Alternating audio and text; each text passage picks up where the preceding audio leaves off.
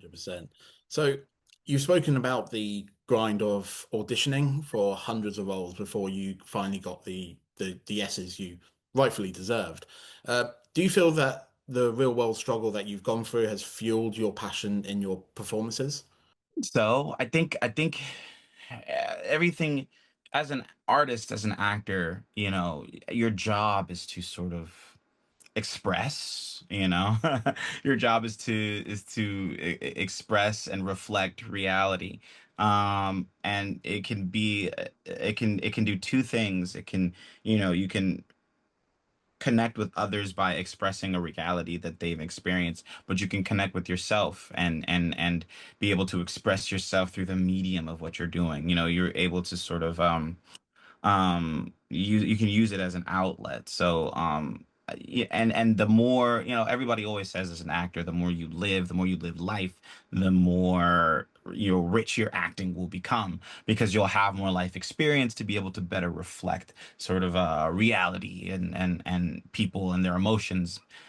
So I typically use my real life where I can, when I can, to enhance my acting, to give it another layer of nuance and depth and truth. And I think because typically the truth is what people connect to when they see an artist or an actor. And they see, it's almost like the representation conversation. It's like seeing yourself reflected, or like, I've been through that, or like, I go through that, or I know what that feels like, or I understand, I sympathize with this person because I have empathy. And so yeah, I definitely have used a lot of my life in where, especially where I can, like, if there's a scene where a character is upset that they have, like, anime, you always lose your parent, right? It's like, if you've lost someone in your life, you know what that feels like. And so you're able to sort of tap into that and use that in this specific context. Even though that specific thing may not have happened to you, you're familiar with the feeling of losing a person. You're familiar with the feeling of being abandoned, or the feeling of being betrayed, or the feeling of hopelessness or helplessness. And so when something like that comes up, you go, oh, I know what this feels like. I can tap into that. I can think back to a time when that happened, and then put that in the context of what's happening here on screen. Yeah, definitely. And particularly your role as Hawks, I think is definitely apparent. Is from the surface, he's this cool guy. He's one of the top heroes. He's bravado and smart and everything. But when you see Hmm. his flashback and you realize he came from struggle, and Hmm. he's not let that corrupt him. He's Yeah. chosen to be positive in a world of that's given him nothing effectively. Yeah.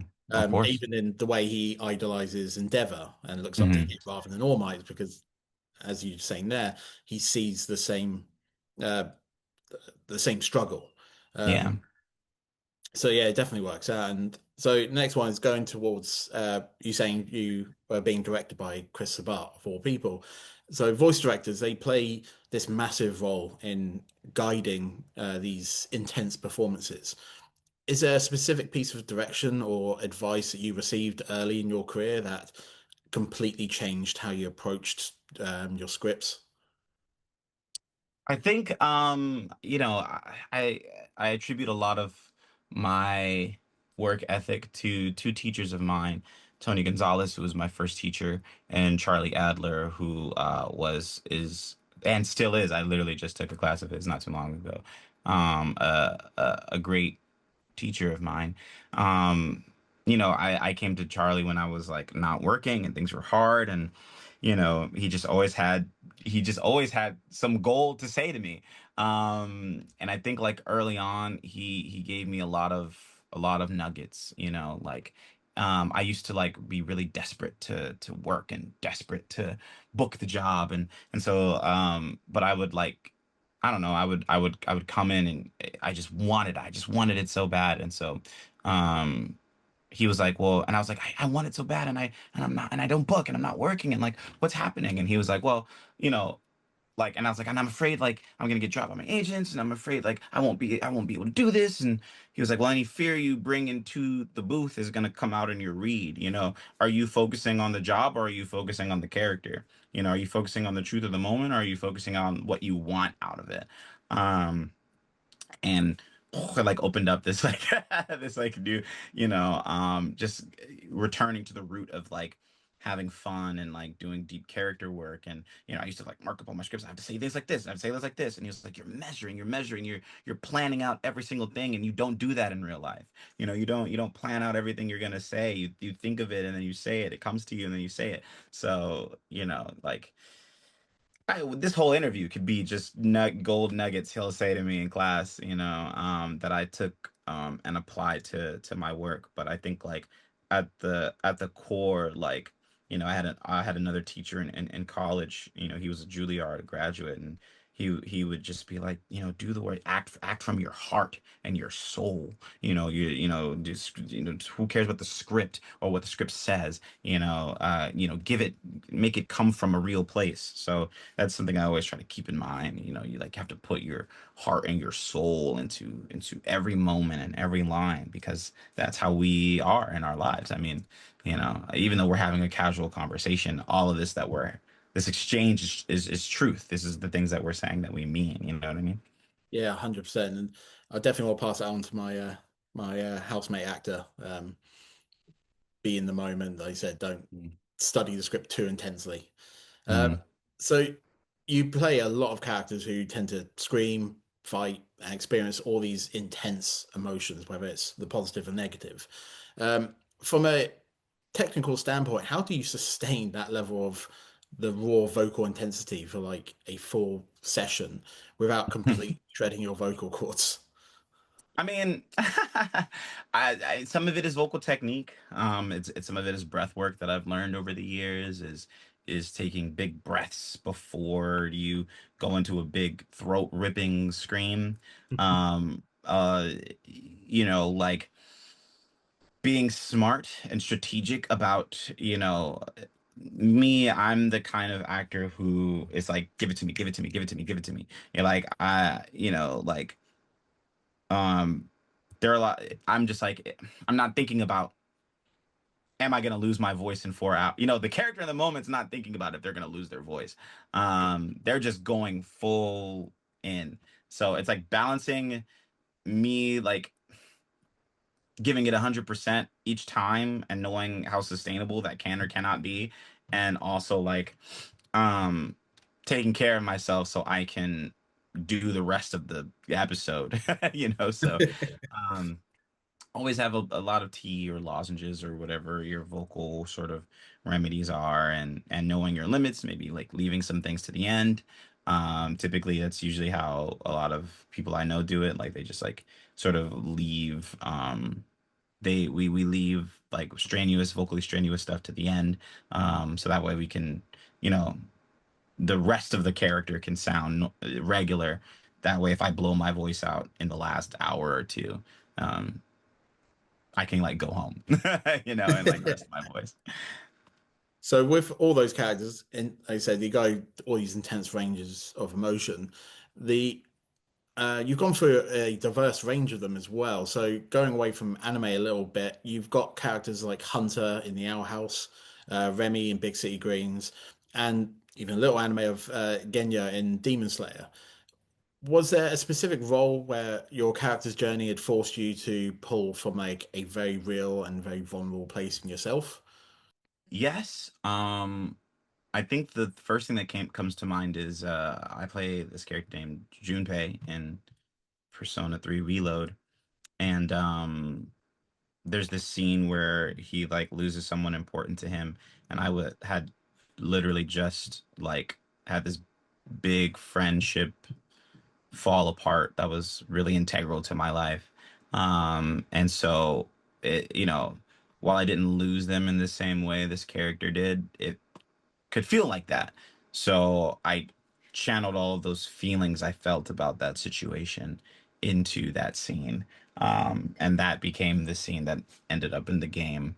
Hunter you know, um, had a lot of really intense moments and over the tenure of the Owl House. And um there's an episode called Thanks to Them, where he has this sort of like this he's told that he's accepted, essentially, which is something he's been wanting the entirety of the show, um and a family. And so he like is overwhelmed with emotion when it happens, because of that's wrapped up in also a lot of the trauma that he had been through up to this point. And I think like everybody like who's ever has felt lonely or has felt alone, like the one thing you want to hear is like, you're one of us, or like, I see you, or you belong here, like, we'll look out for you, we care about you. And so like, I think that's like a universal feeling that I can tap into and channel sort of through Hunter and his story. Yeah, definitely. And to say, I actually did connect with Hunter a lot, particularly from the Mm. fact that when you first meet him, he's this masked stranger and he seems to have his act together. But the more you get to realize who he is, the more vulnerable he becomes. But Mm. as you said, the acceptance aspect for his character Hmm. definitely resonates with people. Yeah. Um, so as you're saying there with Junpei as well, like his journey was quite intense, as is a lot of the Persona characters in their games. Yeah. Yeah. You recently also played young Kuma in One Piece, which again was Hmm. incredibly intense scene. I only just watched it about 2 days ago. Yeah. Um, Yeah. when scripts take you to these places, these deep trauma things for these characters, how do you reset and protect your peace when you step out of the booth? You just got to do something nice for yourself. You gotta go get an ice cream, or go get a burger, or go, you gotta breathe, you gotta shake it out, and you gotta step out of the booth and step out of the circumstances and away from the place you just went. Um, and you gotta be like, I'm okay, like I felt it. I went there. I got some stuff out, and you gotta go. Then you gotta go take care of yourself. Go play a video game, get your mind off of it. Watch a funny YouTube video. But really, just it's just about self care. After, treat yourself. You're like, I did a lot of work today. I'm gonna go. Get my favorite food. Definitely. Um, yeah. Cool. And is it tough to say goodbye to these characters when the series wraps, especially after you've built such a deep connection with them emotionally, just to get that perfect performance? I think it depends on the arc of the character, and if you felt like it. I mean, sometimes it's hard to say goodbye to characters. But for me, it's hardest to say goodbye when I feel like there's more story to tell. When I feel like there was more I could explore that I didn't get to do, right? Like, I had a hard time saying goodbye to like Fogato from Fire Emblem Engage, because I felt like there was so much to his character that I didn't get to explore, that I have a hard time accepting that I won't do that again. Like, um um so you spend, I don't know how many years I've been playing Hawks, like 7 or 8 or something like that, but like, with him, I did his whole story. I did his whole, so it's a little easier to say goodbye to Hawks, because um what more is there for me to do? What more is there for me to do? I'll miss him. I think that's like always hard. Like a character you've built and you've grown and you understand completely. I think I understand, Hawks's mind more than a lot of other characters I play. I think it will be very hard to say goodbye to Remy in Big City Greens if that were to ever happen. I think that role is just incredibly precious to me, and it saved my life. And so like I think like that will be the hard one for sure.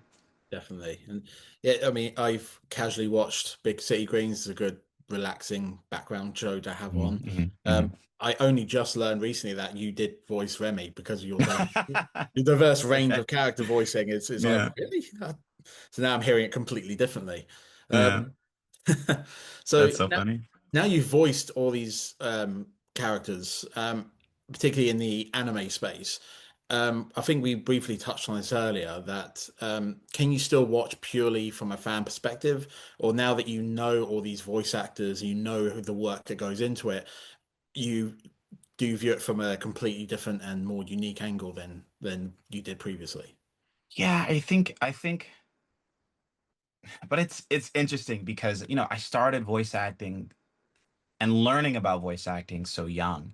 So from a young age, I would hear Yuri and be like, "That's Yuri Lowenthal. I know that. I know that's Yuri Lowenthal." Like once I did my first voiceover session, it began to change how I see animation and how I watch it. And so like I'm always like listening, like, who is that? Who oh, that voice sounds so familiar. Who is that? I think I'm still able to engage with certain things as a fan. Right? Like I'm still able to like watch a show or play a game and be like, oh my gosh, like Judy Alice Lee sounds so great as Melanoe, right? And still be able to then play the game afterward and get really immersed in the characters and that. But it's also like my actor heart is like, ah, but how do I be an 83 then? Like how do I do that? If all my friends can do it, how can I do it? You know, and or like sometimes it's like an anime will come out and then I'll audition and then it'll get cast and then I was like, okay, I'm not in this one. Now I think I can watch it, objectively as a fan, since there's no pressure anymore on myself to like want to be in it anymore. I already gave it my shot. I had my opportunity, but now I can enjoy it and enjoy the work of everybody who's in it. So it's always like that balance there's always the balance of the fan, and the actor, that is always it's always clashing. So I do think it gives me a bit of a unique sort of way to watch things. I can never watch things and unhear. I'm always watching stuff now and I'm like, what were the flaps off in that scene? Or like, well, how do they who what were they how do they direct him into that? Or like I'm always looking at things from a professional perspective, but I think it enhances my appreciation sometimes. I can go, wow, this is really good. They're in the booth working, like when I watched the Demon Slayer movie and I was like, everybody is like firing on all cylinders. Like, wow, like I can still appreciate it as a fan, like, knowing what I know and being in the movie and like but I can also I have a deeper appreciation on a professional level too, where I'm like, wow, like man, everybody locked in. You can hear all the work that went into this and like how they delivered this line, how they delivered that line, and that's what Channing Tatum sounds like, like that's like That's still one of the usually. wildest castings, I think. Channing Yeah, Tatum. really crazy. Yeah. To imagine myself, I found out when everybody else found out. I'm in the movie. I said, "What?" I thought it was So a fake thing. I thought it was like someone just posted yeah, I was a like, spoof. "What happened there?" Yeah, no, I thought it was a prank, but no, it was real. He sounded great too. It sounded good. Yeah, I suppose it goes again previously that anime's become so mainstream that these big Hollywood actors want to get involved now. It's not Hmm. just for the voice actors. Thanks for watching, Super Friends. Check out more videos from across our YouTube channel right here. Make sure to like, subscribe, and share on all your favourite platforms. See you next time.